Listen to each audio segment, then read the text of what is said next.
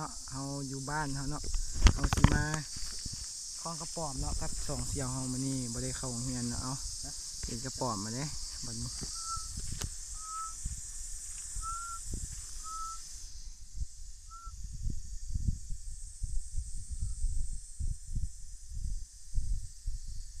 จังได๋รุ่นไปเรียบร้อยเพิ่นว่า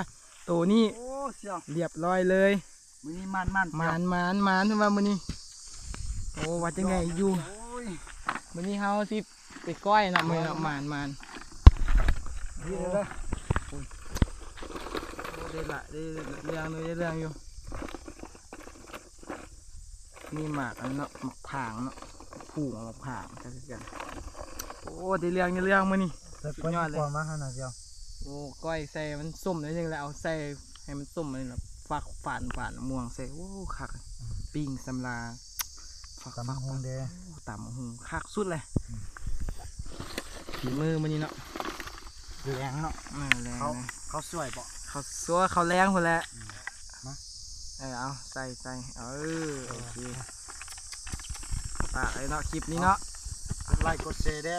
กดไลค์กดแชร์เด้ออยู่ไฮอยู่สวนอยู่หนองอยู่ห้วยคือเก่าอยู่แล้วบ้านเฮาความอุดมสมบูรณ์เนาะ อันนี้แหละอาหารบ้านเฮา อาหารบ้านเฮาเอาฝากคลิปไว้เฮานี่แหละบาย